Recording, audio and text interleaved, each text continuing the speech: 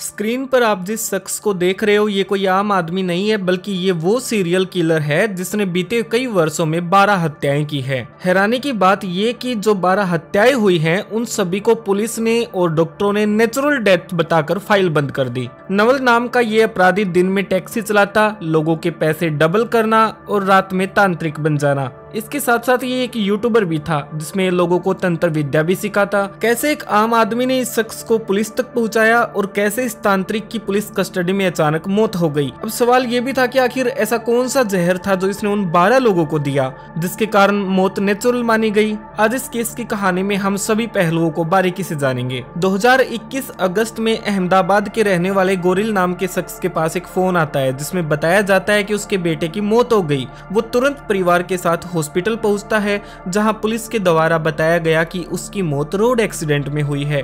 वही डॉक्टर्स ने पोस्टमार्टम के बाद बताया कि बॉडी में कुछ केमिकल भी मिले हैं, लेकिन पुलिस ने इस मामले को गंभीरता से नहीं लिया। इनका क्लियर फोकस था कि ये हिट एंड रन का केस है। यहाँ पर मृतक शख्स का भाई जिगर का कहना था कि उसका भाई ड्रिंक भी नहीं करता और ड्रग्स भी नहीं लेता, तो बॉडी में केमिकल कैसे मिला। जिगर लगातार थानों के चक्कर लगाता रहा लेकिन किसी ने उसकी बात पर ध्यान नहीं दिया। यहाँ पुलिस वालों की मानसिकता थी कि इसे शायद अपने भाई की मौत का सदमा लगा है। जिगर ने फैसला लिया कि वह खुद अपने भाई की हत्या के पीछे का सच पता लगाएगा। पुलिस के लिए किसी भी शख्स की कॉल डिटेल्स निकालनी बेहद आसान है, लेकिन एक आम आदमी के लिए बड़ा मुश्किल काम है। इसके बावजूद भी जिगर ने अपने भाई की कॉल डिटेल्स और जानकारियां जुटानी शुरू की। इधर उधर से जान पहचान निकालकर जब उसके हाथ कॉल डिटेल्स लगी तो उसमें एक अजीब चीज देखने को मिली। उसके भाई ने एक नंबर पर आखिर के 2 महीने में 100 से ज्यादा कॉल कर रखी थी। उसने इस शख्स का पता लगाया तो पता चला कि उसका नाम नवल है, जो कि एक पेशे से तांत्रिक है। इसके साथ साथ वह एक दूर का रिश्तेदार भी है। यहाँ जिगर के मन में सवाल था कि उसका भाई तांत्रिक के चक्कर में क्यों पड़ा। जब जिगर ने नवल तांत्रिक के बारे में और जानकारियां निकालनी शुरू की तो उसे पता चला कि इसके पास एक कार है जिसे वो दिन में टैक्सी के लिए यूज करता है और रात को वह तांत्रिक की प्रक्रिया करता है। यहाँ जिगर को लगा कि इस तांत्रिक के जरिए ही उसके भाई की मौत का पता चल सकता है। वो फैसला लेता है कि नवल का दोस्त बनेगा।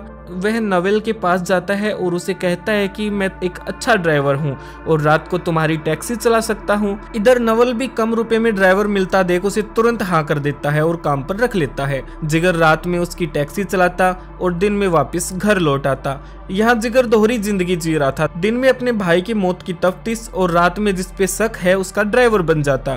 धीरे धीरे वक्त बीतता गया और उसने नावल का भरोसा जीत लिया। इसके बाद उसे पता चला कि नावल कई काम करता है। वो एक यूट्यूबर भी है जो सोशल मीडिया पर लोगों को तंत्र विद्या सिखाता है और उसकी टैक्सी भी चलती है। और सबसे बड़ी हैरानी की बात, ये लोगों के पैसे भी डबल करता है। जिगर ये सब जानने के बाद 7 महीने तक ड्राइवर बन के उसके साथ रहने लगा, सिर्फ ये जानने के लिए कि उसकी भाई की मौत का राज क्या है।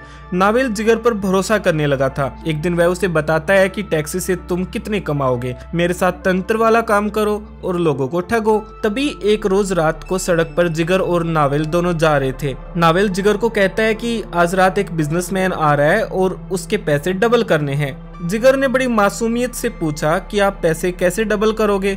इस पर उसने कहा कि अपन डबल नहीं करेंगे, बस पैसे ठगते हैं। यहाँ जिगर ने सबसे पहला सवाल किया कि हम कैसे ठगेंगे। तो नवल ने बताया कि जब भी क्लाइंट को बुलाते हैं तो उसे कहते हैं कि तुम अकेले आओ, अगर कोई साथ आएगा तो तंत्र मंत्र से पैसे डबल नहीं होंगे। ये सब बताते हुए नवल ने गाड़ी के पीछे की डिग्गी खोली और 2 बोतलें दिखाई, जिसमें एक बोतल शराब की थी और एक बोतल केमिकल की थी। केमिकल का नाम हम आपको नहीं बता सकते। नावल बताता है कि क्लाइंट को शराब गिलास में डाल के पिलाएंगे और साथ में केमिकल मिला देंगे। इसके बाद दुनिया का कोई भी डॉक्टर उसे बचा नहीं पाएगा और उसकी मौत नेचुरल मानी जाएगी, यानी कि 2 दिन बाद उस व्यक्ति को हार्ट अटैक आ जाएगा। ये पहली बार था जब जिगर को लगा कि उसके भाई की पोस्टमार्टम रिपोर्ट में भी एक केमिकल आया था। यहाँ जिगर इसे टटोलते हुए पूछता है कि तुमने पहले कितने लोगों को ये केमिकल वाली शराब पिलाई है। नावल बताता है कि ऐसा उसने कई बार किया है, यानी कि कई हत्याएं की है।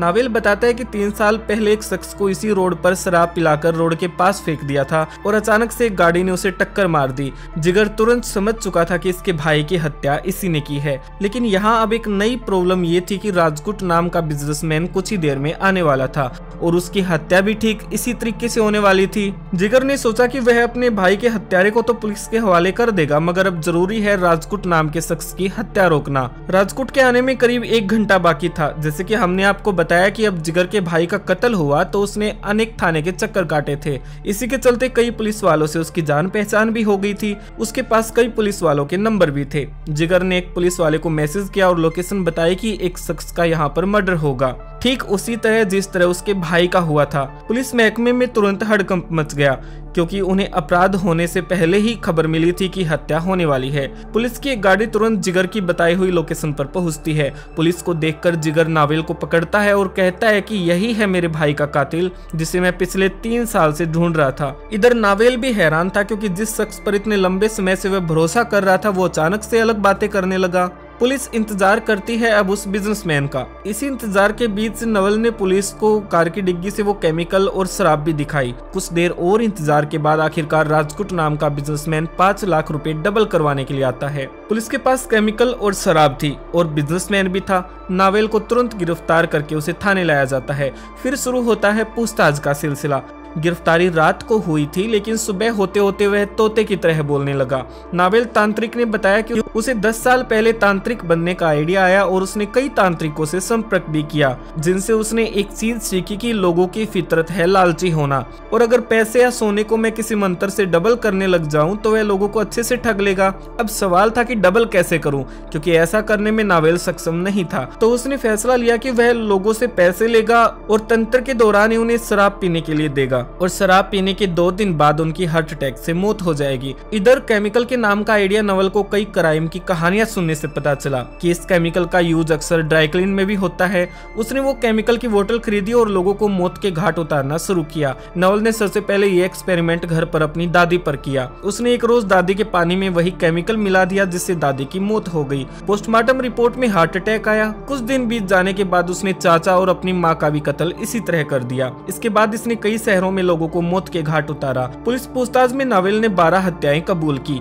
हैरानी की बात ये, इन 12 लाशों के पोस्टमार्टम में भी एक ही चीज आई कि दिल का दौरा। ये पूरी कहानी सुनकर अहमदाबाद पुलिस के पैरों तले जमीन निकल चुकी थी, क्योंकि ये गुजरात का अब तक का सबसे बड़ा सीरियल किलर था। नवल को जब कोर्ट में पेश किया गया तो कोर्ट ने 10 दिन के पुलिस रिमांड पर भेज दिया। पुलिस को उम्मीद थी कि इन 10 दिनों में कई हत्याएं और भी कबूल करेगा, लेकिन इत्तेफाक से 8वें दिन नवल की पुलिस कस्टडी में मौत हो गई। जब पोस्टमार्टम किया गया तो पता चला कि नवल की मौत हार्ट अटैक से हुई है। नवल ने जो 12 हत्याएं कबूल की थी, शायद इनकी गिनती और भी आगे बढ़ने वाली थी, लेकिन तभी नवल की मौत भी एक पहेली बन गई। इस केस में अगर जिगर के कहने से पुलिस शुरुआती दौर में जांच करती तो शायद कई और लोगों की जान बचाई जा सकती थी। फिलहाल नवल तांत्रिक की मौत की जांच के लिए टीम तैयार की गई है, क्योंकि आखिरकार मौत पुलिस कस्टडी में हुई है। इस केस पर आपकी क्या राय है, कमेंट करके हमें जरूर बताएं। ऐसी और सच्ची कहानियों के लिए अपने चैनल को सब्सक्राइब जरूर कर लें। धन्यवाद।